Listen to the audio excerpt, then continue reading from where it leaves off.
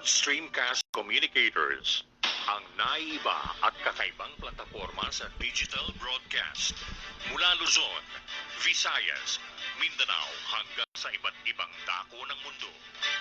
Broad Streamcast Communicators, ang sandigan ng sambayanan mula sa walang labis at walang kulang na pagbabalita, paglilingkod, maglalahad ng mga mapagbuong komentaryo at usaping pambayan para sa kapakanan ng karamihan. Broad Streamcast Communicators, tuwirang maglilingkod ngayon hanggang sa susunod na henerasyon.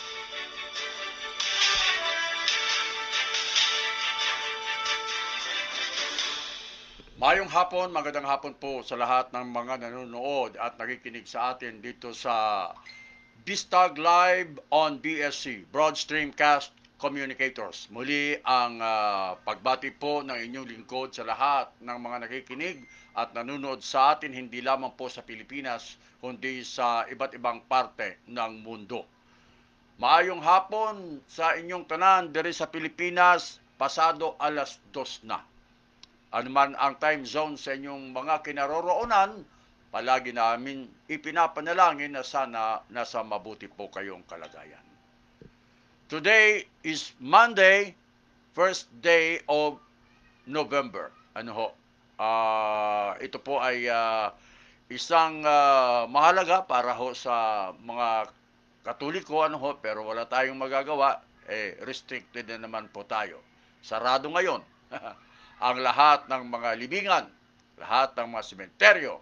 Kaya wala tayong dapat gawin kung hindi manatili sa bahay after November 3. After November 3, November 4 onwards, pwede na po kayong pumunta sa mga gusto ninyong puntahan, lalo na yung mga mahal ninyong sa buhay na yumao. Ang inyong likod nagpupugay po sa lahat ng mga nanonood at nakikinig sa atin sa mga oras na ito. At in a short while, mamaya-maya na konti, pwede tayong, saglit lamang po. Mamaya tatawag po ako sa inyo. Okay.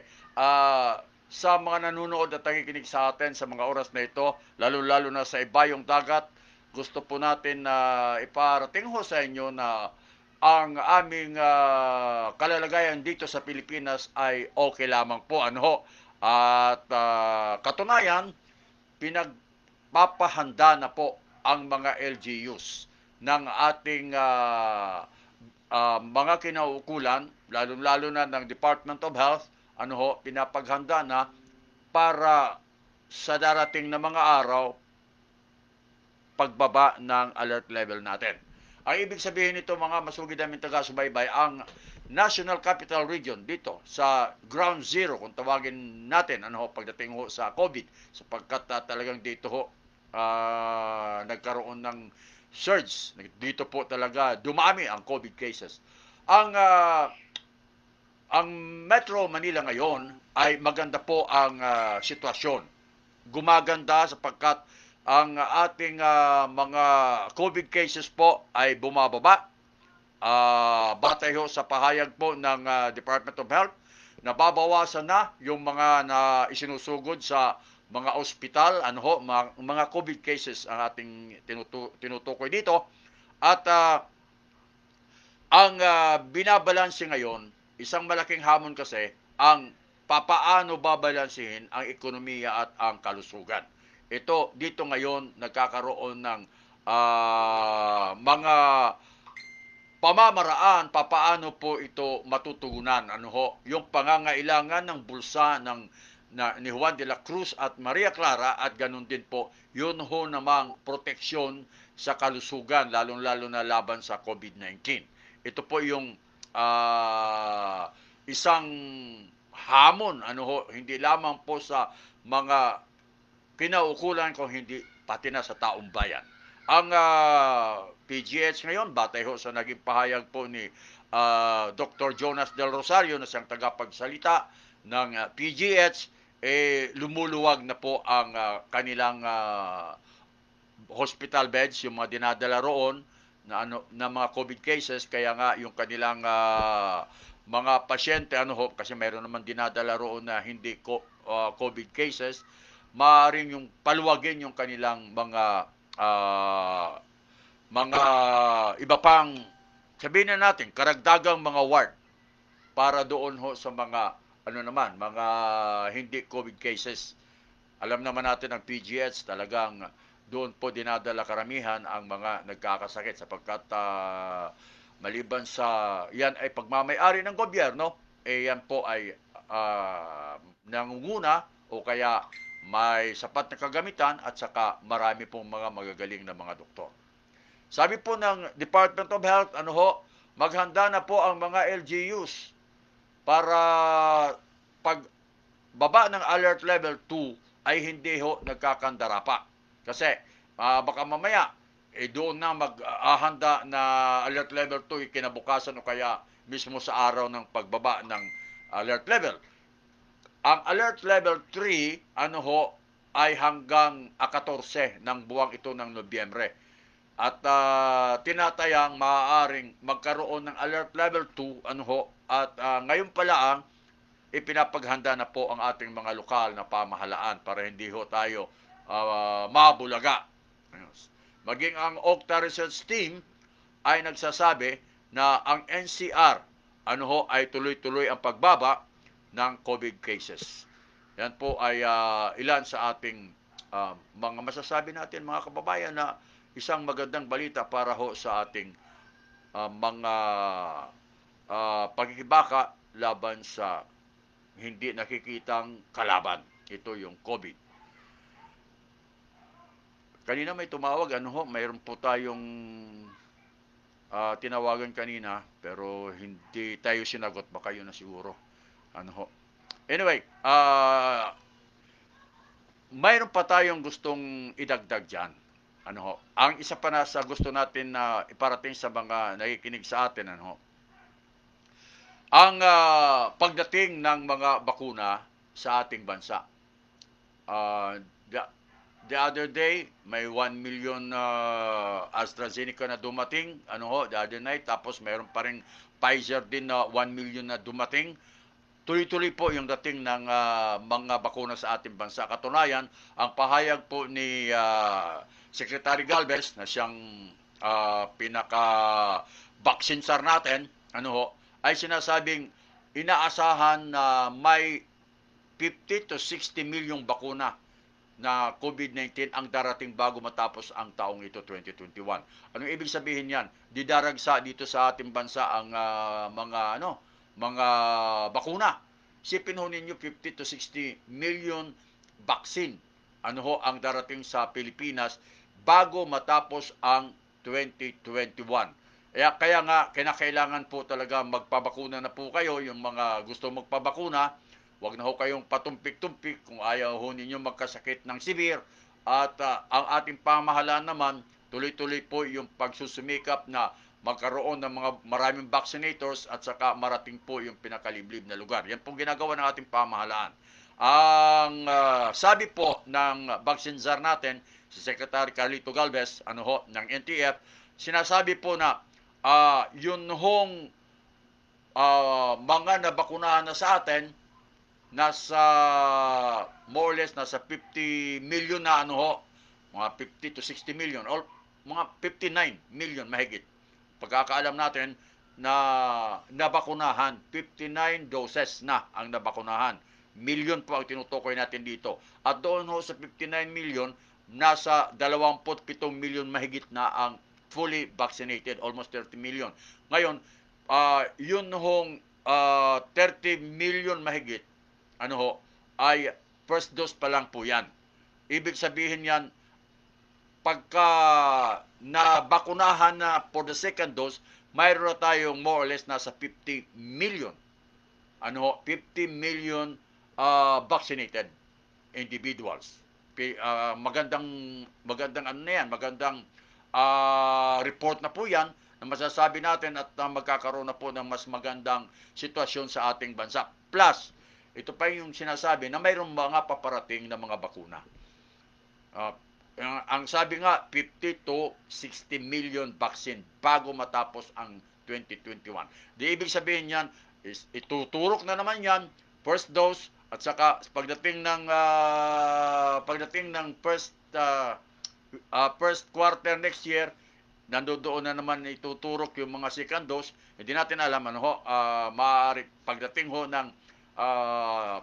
ng first quarter next year, mahigit na sa kalahati ng populasyon maaari ang mababakunahan na sa atin. Kasama na diyan yung nasa first dose. Ibig sabihin yan, malaking bagay na po yan. Siguro itong 2022, next year, 2022, magiging maganda na po ang kilos ng ekonomiya ng ating bansa. Kasi gaganda na po ang vaccination rate natin. Well, isa yan sa mga report na ipinarating natin sa ating mga nakikinig. Pero, sa mga oras na ito, at punta tayo kasi mayroon tayong tatawagan, isang political analyst. Mayroon kasing mga ilang, sabihin na natin na mga pananaw na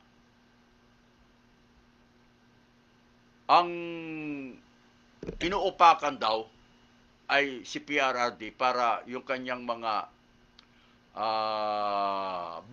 manok maapektuhan. Ialamin ho natin yan sa isang political analyst kung makakaapekto nga ba kung sakasakali. Kasi sa survey ngayon, mayroon survey ngayon na bumaba raw yung ni Presidente Duterte, di ba? Nabalitaan nyo naman siguro yan, sa mga nakikinig sa atin. Sinasabi po na sa SWS survey, bumaba ang rating ng ating presidente, yung satisfaction rating ng ating presidente, from 62% to 52%. 10% po ang ibinaba. Pero ano pa rin yan? Mataas pa rin po yan. Kumbaga sa yan po ay very good pa raw, sabi ng SWS. Very good pa. 52%.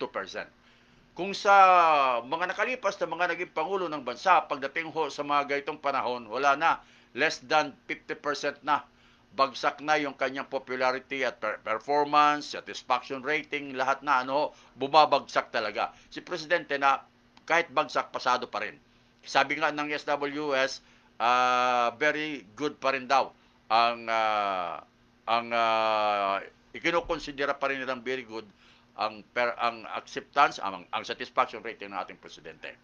Sa mga Pilipino, sinasabi na 67% sa mga Pilipino ang satisfied, 11% yung undecided at 15% ang hindi po satisfied.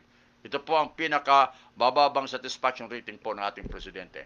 Tanong natin kung sakasakali sa isang political analyst kung ano ang kanyang masasabi, may kaugnayan po rito sa ating pinag-uusapan. Makaapekto ba itong pagbaba ng ating presidente sa kanyang satisfaction rating? Iba pa mga bagay-bagay. Okay, maayong hapon, magandang hapon po, Professor Mon Casiple, si Dodong Alan po ito. Good afternoon, sir.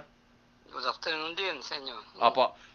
Prof, gusto namin malaman kung ano po ang inyong pananaw ngayon na nandiyan na yung mga politiko na tumatakbo, andyan naman yung mga realignment na inaasahan nila, pero mayroon akong gustong iugnay dyan.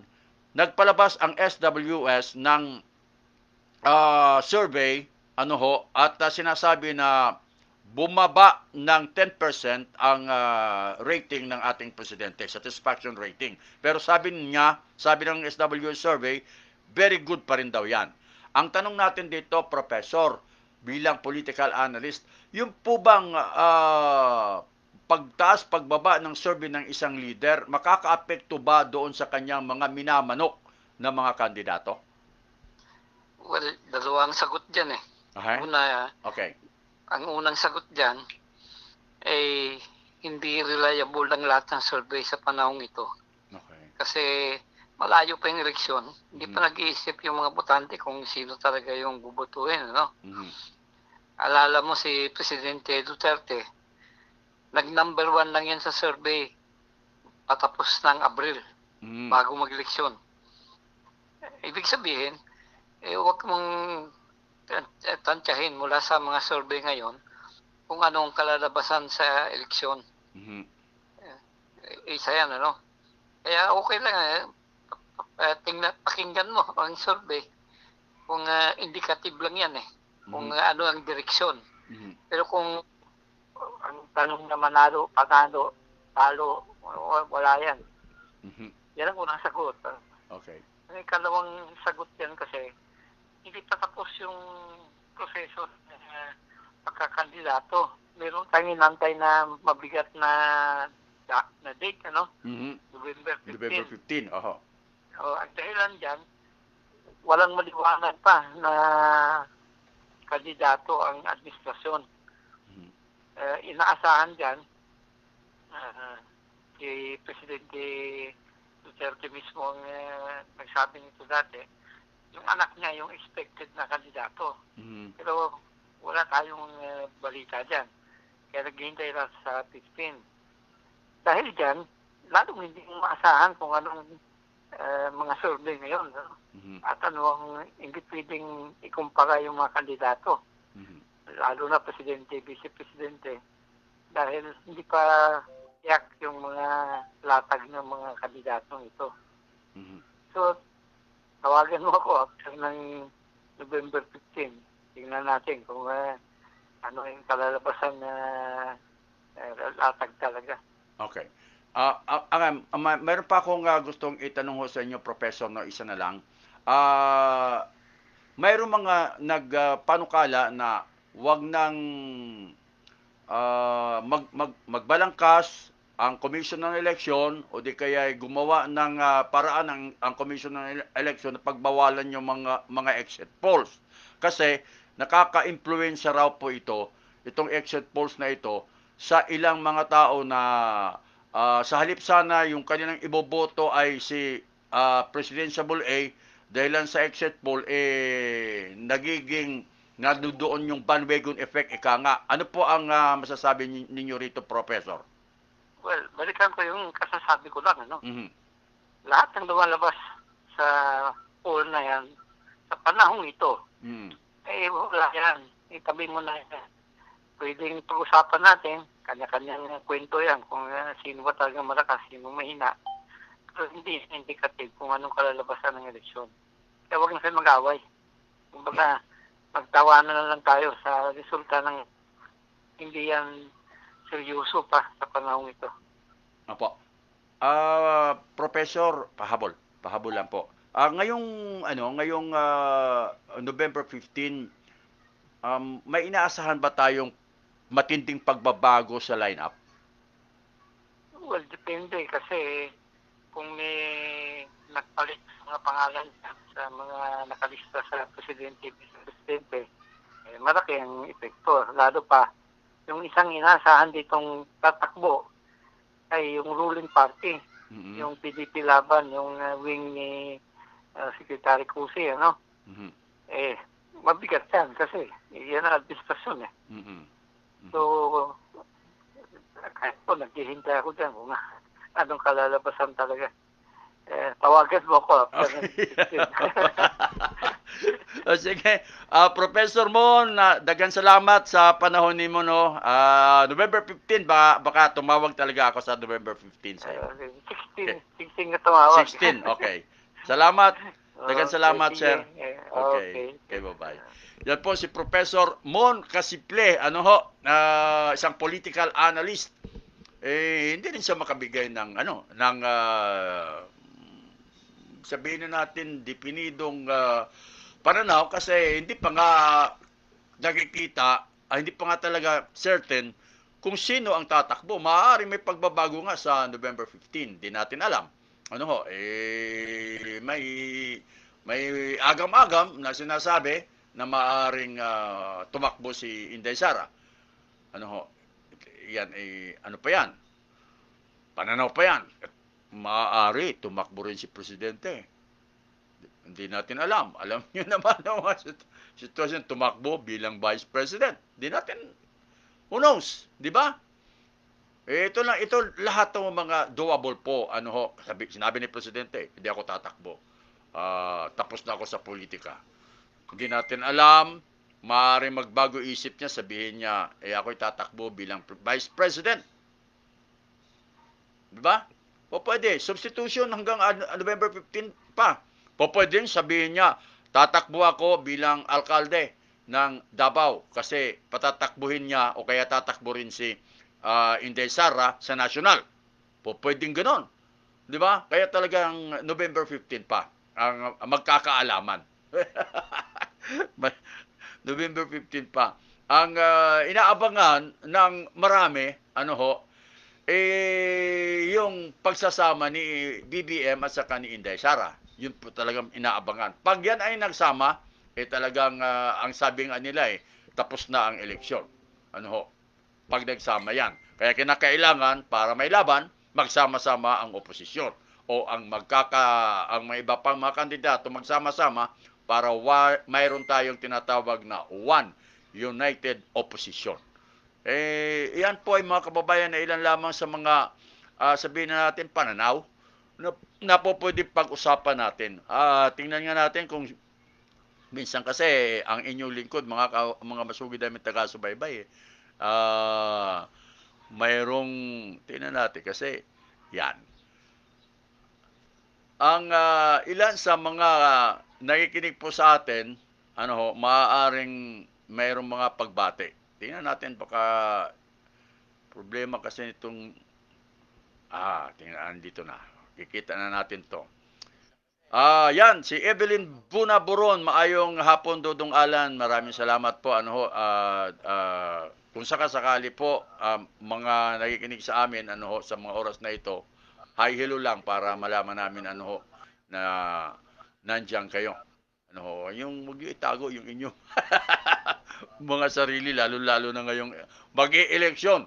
Okay, subukan pa natin, meron pa tayong isang issue na gustong talakayin dito. Sana mapagbigyan tayo. Gusto ko rin pong alamin sa isang political analyst, ito pong sinasabing itong last quarter ng 2021, anong kanyang inaasahan at saka yung first quarter next year.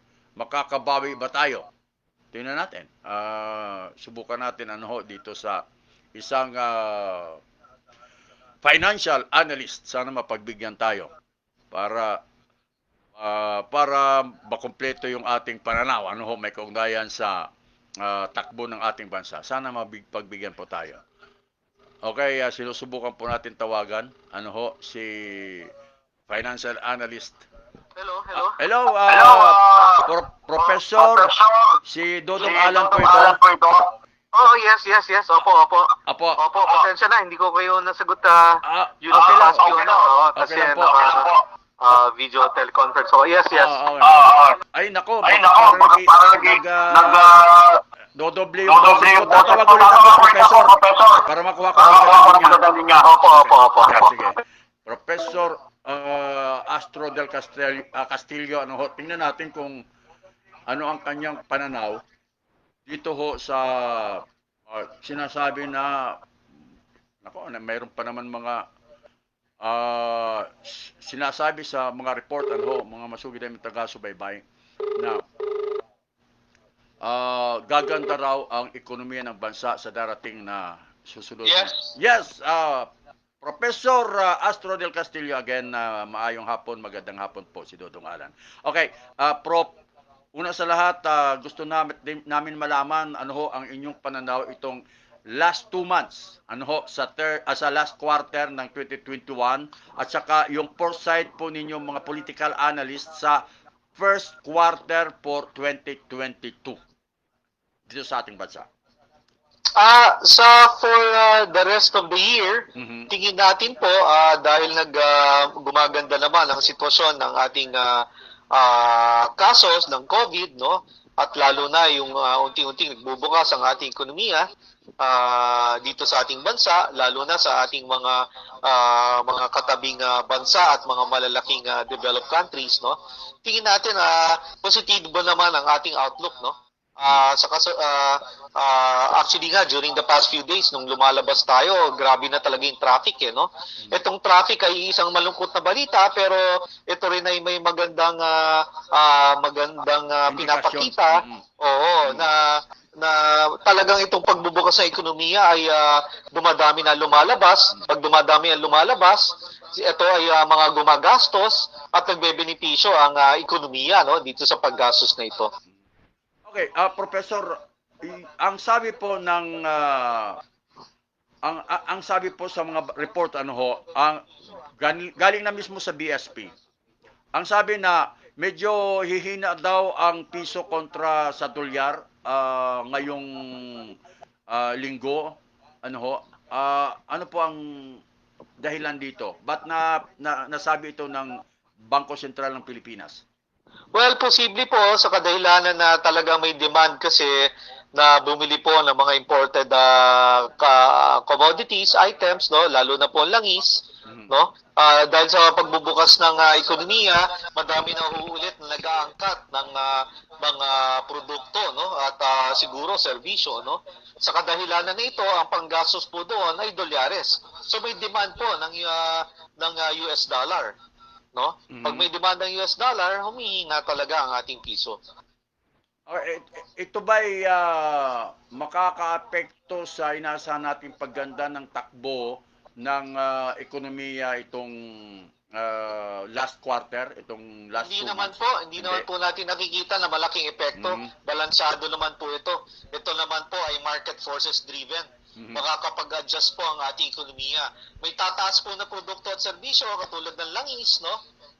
Pero po tingin natin eventually magte-taper off rin to once na talagang ma-reach natin itong economic equilibrium, yung tolerance, no, sa mga matataas na presyo at mapipilitan itong mga ibang businesses na ibaba na ulit yung presyo ng bilihin. Opo. Ito pong plano, kasi hindi naman natin talaga kontrolado yung presyo ng langis sa bayong dagat. Ito nga, tumaas na naman may pagtaas na naman sa gasolina. At saka may pagbaba rin sa crudo, sinasabi nila, pero mataas ang pagtaas ng gasolina, mahigit sa piso. Ngayon, ang tanong natin dito, mayroong mga nagpapanukala na suspindihin muna ang excise tax. Sa inyong pananaw, kung sakasakali, ano po ang maganda? Makakabuti ba kung suspindihin o talagang tama lamang po na hindi po galawin ang excise tax? Ituloy-tuloy lang po. Tayo po ay nakiisa sa pananaw ng ating economic managers na sana hindi naman po, no? Siguro po basta tulungan na lang natin ang mga sektor na naapektuhan at bigyan na lang 'yon ng mga relief, no, or ibig sabihin ng mga ayuda na talagang makakatawid dito sa krisis na ito habang may krisis na ito. Napagdaanan na po natin ang mataas na presyo ng langis. Nung mga nakaraang taon, umabot pa nga po ito sa mahigit na 100. At nakapag-adjust naman po ang ating mga kababayan, no? At pwede naman po ibalik yung mechanism na iyan pag talagang sobrang taas, no? At may kakayahan na talaga ang gobyerno na masustain at mabayaran yung kanilang mga programa. Ay importante po, marami pa rin po kasi na may kakayanan na gumastos, no? At yung mga sektor na naapektuhan ay pwede naman po talagang tulungan ng gobyerno. Kaya kailangan po talagang pag-aralan ng maayos to at bigyan ng aksyon ng gobyerno. Okay, kayo naman nagiging observant naman siguro kayo sa takbo ng COVID cases response, no? Sa palagay nyo, Professor, panahon na para ibaba pa ang level from level 3 to level 2. Anong pananaw ho ninyo may kaugnayan sa panukala na ibaba para lalong sumigla ang ekonomiya? Ang problema, ang health problem, baka magkaroon na naman ng surge. Ano po yung inyong pananaw rito? Ang tingin po natin dyan ay kahit na monitor naman po natin yung mga kaso at yung sa health pati sa ekonomiya, nire-respeto pa rin po natin ang desisyon ng ating gobyerno, no? Mas madami silang datos na nakikita at na-analyze, no? Madami na rin po silang natutunan ng mga nakarang taon, no, kung paano po i-manage to, no. Kung ang sombrero ko po ay sa business, ang susuting ko ay sombrero ng business, mas gusto po talaga namin talaga nakabukas, no. Kung pwedeng ibukas lahat, ibukas na po lahat ng sektor, no.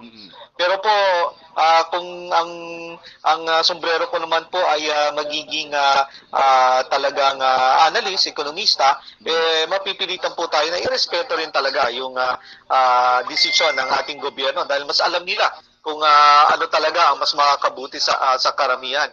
Hindi man ito perpekto, pero sila ay mandato para protektahan ng publiko. Very good. Okay, Professor, daghang salamat Sir Astro sa panahon ulit. Pasensya na disturbo namin kayo. Maraming salamat din po, Manong Dodong. Mabuhay po kayo. Mabuhay din po kayo. Yan po si Professor Astro del Castillo, isang financial analyst. Okay, maraming salamat po. Nag-i-echo sa Anyway, tuloy natin. Ang sabi ng Bangko Sentral ng Pilipinas, magkakaroon ng baba ng strength ng piso. Ibig sabihin hihina yung piso, pero hindi raw masyado, sabi ni Professor Astro del Castillo, hindi raw masyado makaka-epekto ito. Ibig sabihin tolerable naman 'yan. Ngayon, ang mahalaga dito sa atin ay magkaroon tayo ng isang atmosphere na hindi magiging kampante sa laban natin sa COVID cases. Kasi, tinan nyo gumaganda na yung takbo ng ekonomiya ng ating bansa sapagkat lumuluwag na po tayo dahilan sa gumaganda na rin ang laban natin sa COVID cases dahil sa, una, dumarami na yung mga nagpapabakuna at bakunado. Yun naman talaga ang nakakapag-stable dito sa laban natin sa COVID cases. Plus, yun participation ng ating mga kababayan na sumusunod sila sa health protocol na ipinatutupad ng ating gobyerno. Itong dalawang sangkap na pinagsama-sama ay nakakapagpabuti po ng takbo ng kapaligiran natin laban sa COVID-19 at the same time yun pag-usad ng ekonomiya ng ating bansa. Kaya ituloy-tuloy lang po natin ito. Ang sabi nga ni Professor Astro del Castillo kanina, kung yung sombrero ng pagiging negosyante, gusto niya buksan lahat. Pero kung isang analyst po yung kanyang sombrero na ilalagay, isang financial analyst, nauunawaan niya ang takbo at ang pamahalaan, yung mga ipinatutupad ng pamahalaan. Ngayon, kung hindi po natin susundin ang mga alituntunin na ipinatutupad ng gobyerno, nakakatakot po sapagkat maaari magkaroon na naman tayo ng surge. Pag nagkaroon ng surge, magkakaproblema na naman ang ating bansa. Maaaring sikipin na naman o kaya maaaring higpitan na naman ng ating pamahalaan ang pag-ikot ng bawat isa na sa atin na magiging sanhiho ng pagkakaroon ng problema sa revenues ng ating bansa. Pati yung pagkain natin, magkakaproblema tayo sapagkat hindi tayo makakagalaw ng husto. Kaya, ituloy-tuloy lang natin, pagandahin lang natin, ingatan natin ang ating sarili, pagandahin natin ang pagguwadya bawat isa sa atin. We have to hindi tayo dapat maging pakampante. Kaya ilangan stricto rin tayo. We have to be strict sa pagpapatupad ng pagsunod sa mga alituntunin. Sitahin natin yung ating mga kaibigan. Pare, kaya di ka na naman bumaba tayo sa alert level 3, hindi ka na nagsusuot ng face mask. Nakaw, ay magsuot ka ng face mask. Ano ho, pwede naman ng ganun eh. Lalo na pag makumpare natin, kumare o kaya kaibigan natin, pwede natin pabiro lang para hindi ma-offend. Di ba? Ang pinupunto ko po rito na magtulungan po tayong lahat. Huwag po natin nahayaan na tayo po ay maging kampante, matalo tayo po sa sinasabing baka mamaya bukas makalawa, biglang tumaas na naman yan. Alam niyo po, si Presidente Duterte, talagang wala siyang magawa kung hindi sumunod sa mga rekomendasyon ng IATF. Dito doon naman sa IATF, nagbabangayan ang mga magagaling na mga kaisipan dyan. Hindi naman po pwede isang magdidikta, talaga nagbabangayan yan. Pagkatapos kung anong napagkasunduan, yan naman ang i-recommenda kay Presidente. Pagdating kay Presidente, binabalansin ng ating Presidente sa ng tama. At kung ano ang kanyang panlasa, yun ang ipinatutupad. Pero madalas-dalas, ang ating Pangulo, pagka dumarami, talagang humihigpit. Yun talagang ginagawa ng ating Pangulo. Kahit nahirap na tayo, utang tayo ng utang sa ibang bansa, talagang ganyan. Mahirap din pakawalan. Baka mamaya ma-overwhelm yung ating muntik na tayo ma-overwhelm yung health system natin. Di ba? Karoon tayo ng talagang napakaraming mga nagka-COVID. Mabuti ngayon bumababa. Sabi po ng Department of Health, sila na mismo nagsasabi. Pati na yung Okta Research Team ay nagsasabi na talagang bumababa raw ang COVID cases sa ating bansa. That's a good indication na maaari makabalik na po tayo sa sinasabing semi-normal na kapaligiran. Kasi kapag nagkaroon po tayo ng semi-normal na kapaligiran, maaaring makagalaw na po tayo. Isipin ho ako mismo dito sa programa, sa Radyo Pilipinas, sa Radyo Agila. 1 taon mahigit na ako, almost 2 years na hindi ako nakakapunta doon sa opisina. Nasa work from home lang ako. Pati itong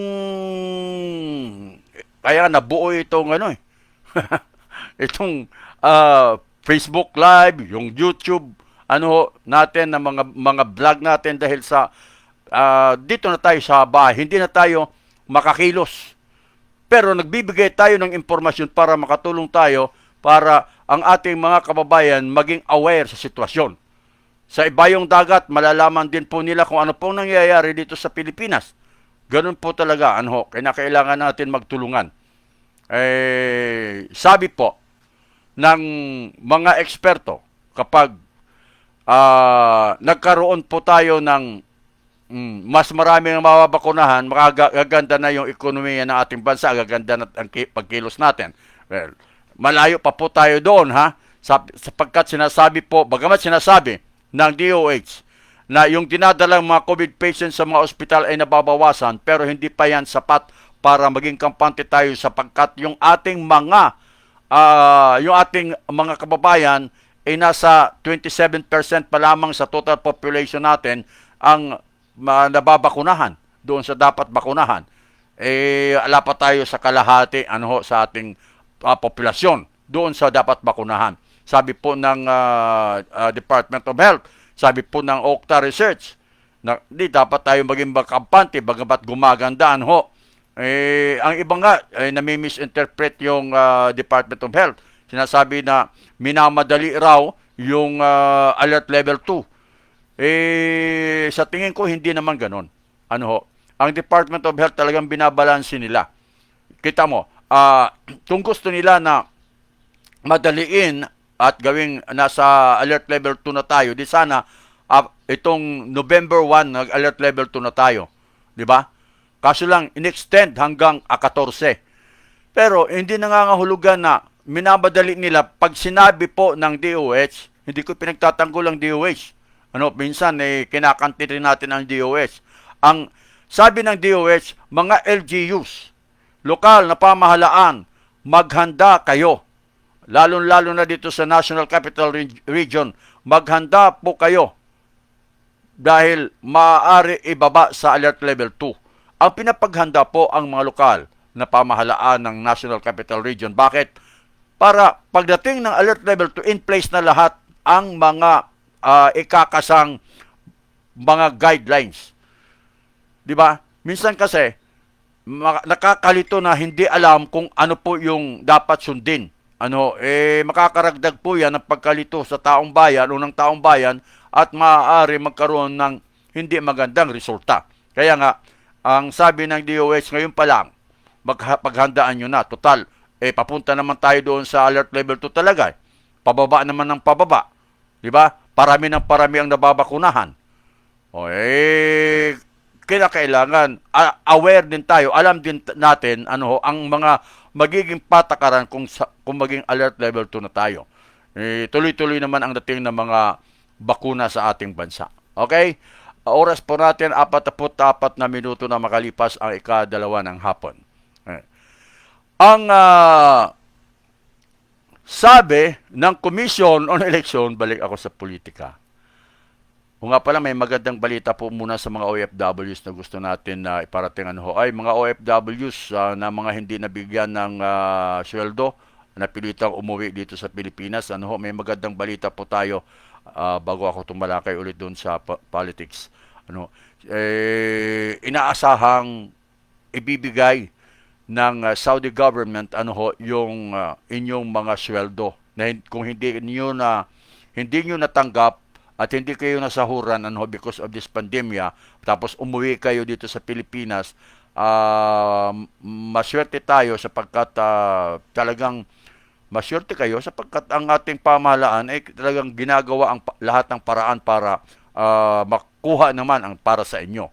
Ngayon, kamakailan lamang po nagtungo po si Secretary Bebot Bello sa Saudi doon sa 6th ministerial consultation sa Abu Dhabi dialogue at doon sa kanyang pagpulong siguro na ibulong niya doon sa Saudi government sa kanyang counterpart ministro ng paggawa, basin maihatag ni mo tungkuan ba sweldo sa abong mga OFWs, di ba? Siguro baka ganon, naging maganda ang bunga in short, sapagkat nagkaroon ng magandang usapan at sinasabi po na inaasahang ibibigay ng Saudi government ang 4.6 billion pesos na sahod ng ating mga nasa 6,000 mga OFWs na umuwi because of this pandemic, na hindi pa siniswelduhan ng kanilang mga employer. Yan ang isang magandang balita po. Wait na lamang po kayo kasi sinasabing pupunta raw dito, bibisita dito sa Pilipinas ang kanyang counterpart. Ibig sabihin yung ministro ng paggawa rin doon sa Saudi Arabia, tutungo dito sa Pilipinas at sinasabi na maaaring bayaran po yung ating mga OFWs. Yan, palakpak ako dyan. Pero mas lalong papalakpak po ang inyong lingkod kapag nangyari na po yan na ibinigay na ang ating sa ating mga OFWs yung sinasabing kanilang sweldo na hindi pa natatanggap. Okay. Alam naman natin na problema talaga ang ibang mga OFWs nagnegosyo, hindi na bumalik sa ibang bansa, nagnegosyo na lang dito. Ang ginawa nilang negosyo transportation, na tinamaan din ang transportation dito sa atin. Sipin ho ninyo. Di ba? Yung ating mga nasa transport sector talagang tinamaan ng husto dahil sa pandemya na hindi na makapaghanap buhay ng 100% capacity na sa 50% lang capacity minsan pa na dati 30% lang tapos tumataas pa ang presyo ng gasolina. Talaga naman ang daming tama ng ating mga nasa transport sector. Sana magkaroon po ng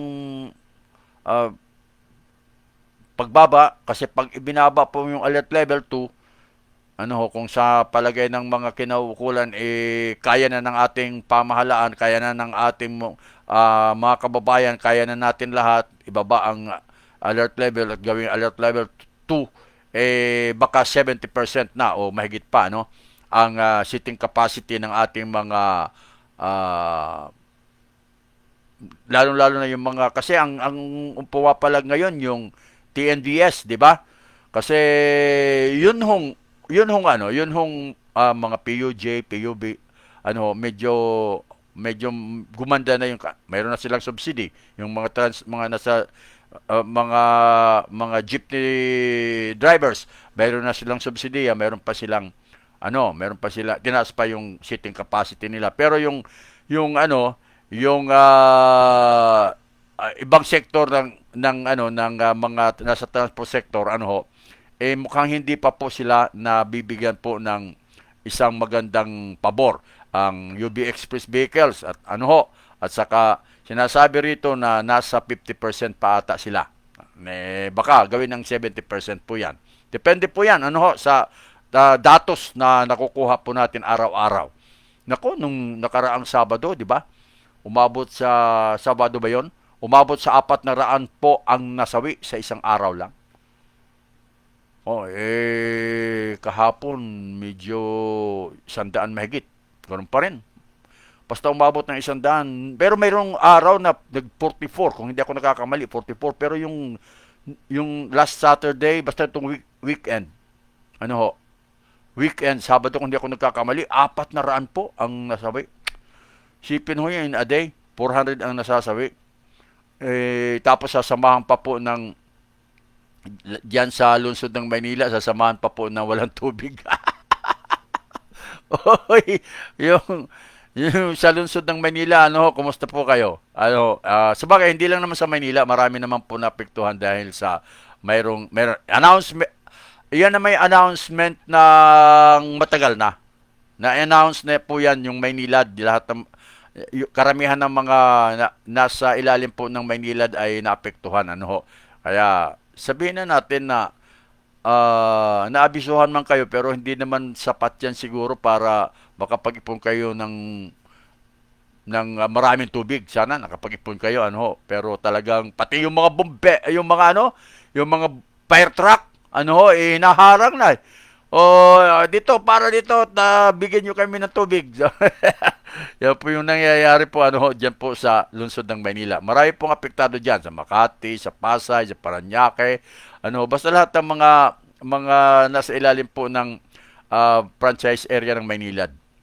Okay. Dito tayo sa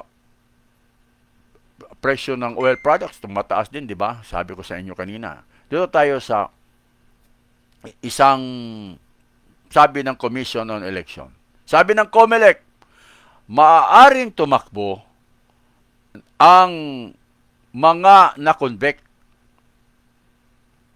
Alinsunod po sa ito pagka ikaw ay sentensyado na at hindi tataas sa 18 years, pwede ka raw tumakbo.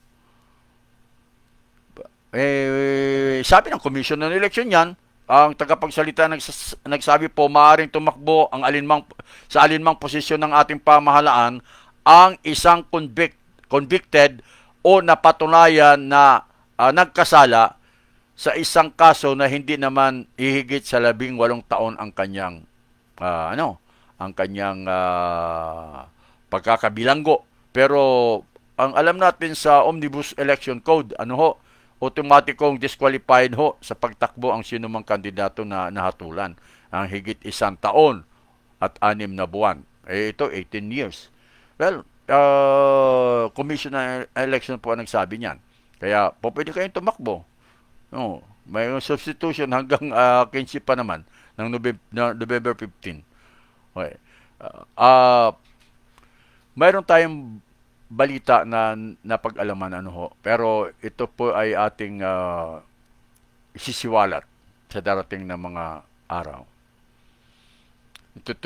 Itong nangyayari sa langis at maaari mayroon tayong mga kapanayam na maaring sabihin na natin na nangyayari to discredit the Duterte administration at saka latay noon hanggang doon sa kanyang mga kandidato.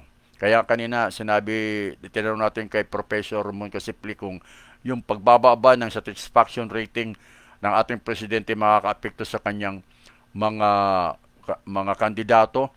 Kung isa-isang ordinaryong pananaw, talagang para sa akin makakaapekto. Kasi kung unpopular yung magi-endorse, natural. Mataas pa naman ang popularity rating ng ating presidente. Satisfaction rating niya very good pa raw, sabi ng SWS. Pero ilang araw pa, matagal pa, May 2022. Kaya yun hong pagtaas maaring bumaba, di ba?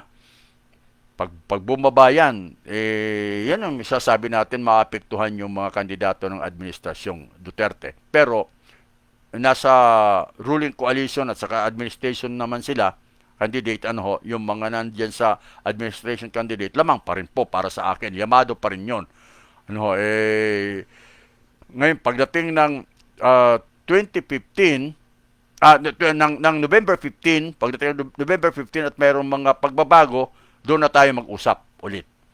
Kung ano po yung ating mga pananaw dyan, pati mga political analyst, tawagan natin ulit si Mon Casipli, pati si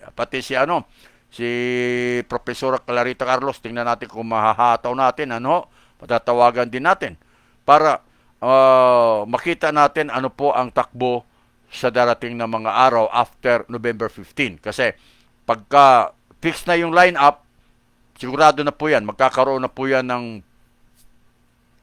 full-blown, siraan, kampihan, na lahat na. Pati kampanyahan na yan. Pero sinasabi ni 90 days bago ang halalan for national, 45 days for local. Pagka yan ba'y nasusunod? Pagka na-violate ba yan? Meron na bang naparusahan? Kung halimbawa ganon, ngayon pa lamang, ang iba talagang mayroon ng pahiwatig. Kaya nga minsan, paano ba sasabihin na nangangampanya na ang isang kandidato? Di ba? Yung bang sasabihin niya, iboto niyo ako? O yun, nagpaparamdam siya, namimigay ng pabor? Yun, isang masalimuot din na usapin. Okay? Daghang kayong salamat sa tanan. 6 na minuto na lamang po ang ating nalalabi sa ating orasan. Maraming salamat po sa inyong lahat. Ganon din po si Evelyn Bunaburon. Sana naman yung wala pa magpabakuna na para totally magka-normal na palibot natin at ma-enjoy na natin ang Pasko. Tama. Pabakuna na po kayo. Watching now si Ako Jomar. Daghang salamat po sa inyong pagtutok dito sa Bistag Live sa Broad Streamcast Communicators. Daghang kayong salamat sa inyong tanan. Kini si Dodong Alan Apable Obrero, inyong nakauban at muling nagsasabi, stay at home, stay alert, and stay alive. Bye-bye! Inyong natunghayan ang makabuluhang pagtalakay sa mga isyong napapanahon. Hanggang sa muli, dito pa rin sa Broad Streamcast Communicators. Para sa malayang pamamahayag, maraming salamat po. Daghang salamat. Bye-bye. God bless.